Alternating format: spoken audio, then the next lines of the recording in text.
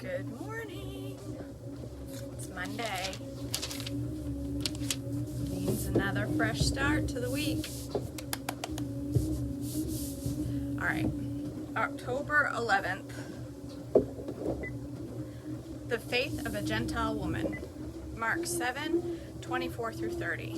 Then Jesus left Galilee and went north to the region of Tyre. He didn't want anyone to know which house he was staying in, but he couldn't keep it a secret. Right away, a woman who had heard about him came and fell at his feet.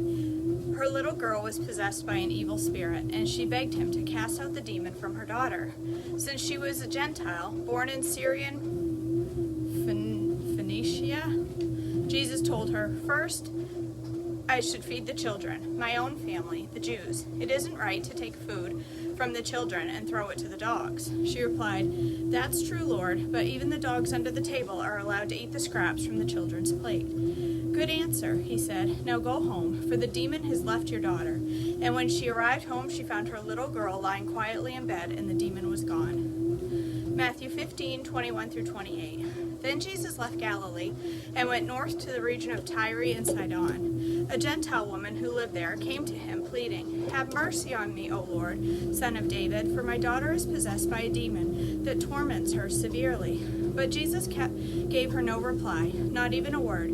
Then his disciples urged him to send her away. "Tell her to go away," they said. "She is bothering us with all her begging." Then Jesus said to the woman, "I was sent only to help God's lost sheep, the people of Israel." But she came and worshipped him, pleading again, "Lord, help me." Jesus responded, "It isn't right to take food from the children and throw it to the dogs." She replied, "That's true, Lord, but even the dogs are allowed to eat the scraps that fall beneath their master's table." "Dear woman," Jesus said to her, "your faith is great. Your request is granted." And her daughter was instantly healed. Jesus heals a deaf and mute man. Mark 7:31 through 37. Jesus left Tyre and went up to Sidon, before going back to the Sea of Galilee and the region of the 10 towns. A deaf man with a speech impediment was brought to him, and the people begged Jesus to lay hands on the man and heal him. Jesus led him away from the crowd so they could be alone. He put his fingers into the man's ears. Then, spitting on his own fingers, he touched the man's tongue. Looking up to heaven, he sighed and said, "Ephphatha," which means "be opened." Instantly, the man could hear perfectly, and his tongue was freed so he could speak plainly. Jesus told the crowds not to tell anyone, but the more he told them not to, the more they spread the news. They were completely amazed and said again and again, "Everything he does is wonderful. He even makes the deaf to hear and gives speech to those who cannot speak." Jesus heals many people. Matthew 15:29 through 31. Jesus returned to the Sea of Galilee and climbed a hill and sat down. A vast crowd brought to him people who were lame, blind, crippled, and those who couldn't speak, and many others. They laid them before Jesus, and he healed them all. The crowd was amazed. Those who hadn't been able to speak were talking, and crippled were made well. The lame were walking, and the blind could see again, and they praised the God of Israel. Jesus feeds 4,000. Mark 8:1 through 10. About this time, another large crowd had gathered, and the people ran out of food again. Jesus called the disciples and told them, "I feel sorry for these people.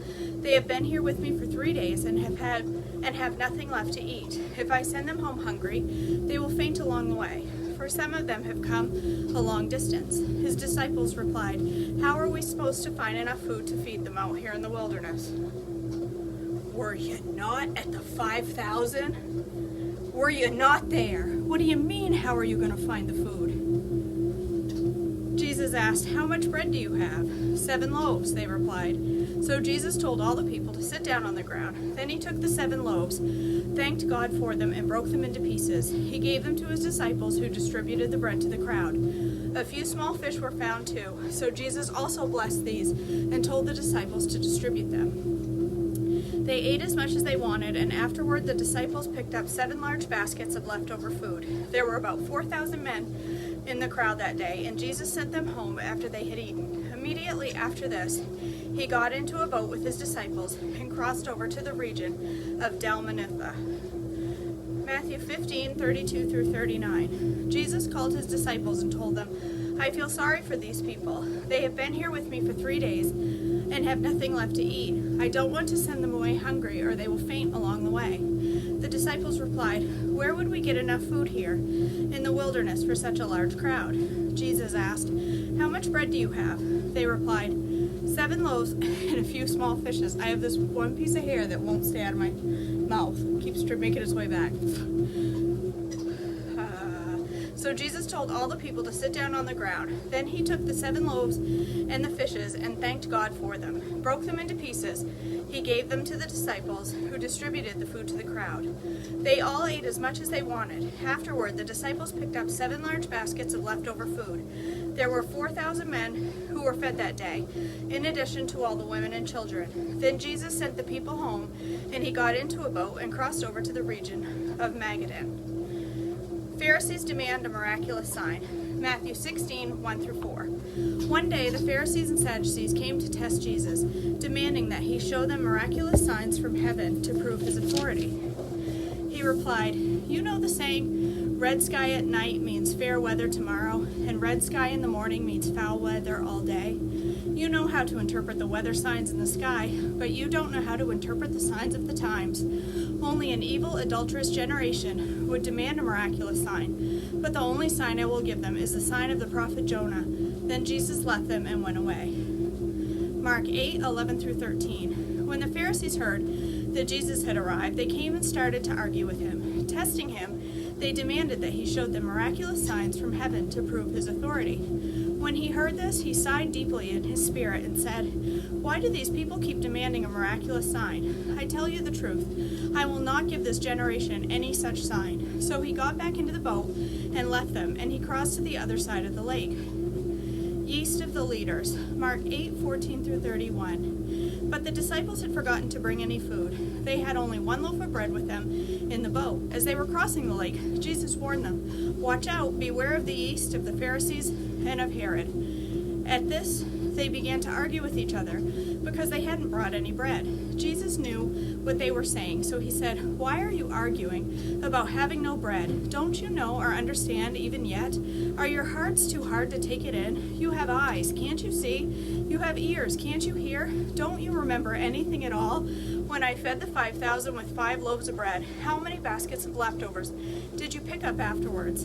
12, they said. "And when I fed 4,000 with 7 loaves, how many large baskets of leftovers did you pick up?" 7, they said. "Don't you understand yet?" I can just see him going, "Okay. Clearly, it's going to be okay." Matthew 16, 5-12. Later, after they crossed the other side of the lake, the disciples discovered they had forgotten to bring any bread. "Watch out," Jesus warned them, "beware of the yeast of the Pharisees and Sadducees." At this, they began to argue with each other because they hadn't brought any bread.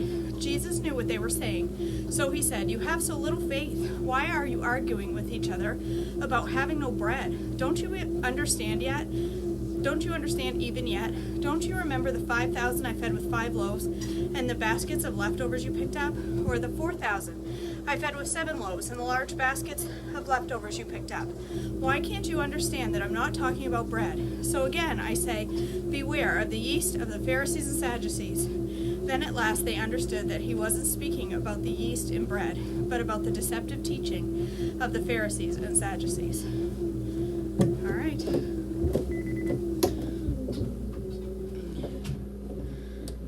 Okay. That was short today, 8 minutes. All right, guys, I am headed upstairs. I have everything ready to go for breakfast this morning, so I should be on in like 5 minutes or less. I should be right there.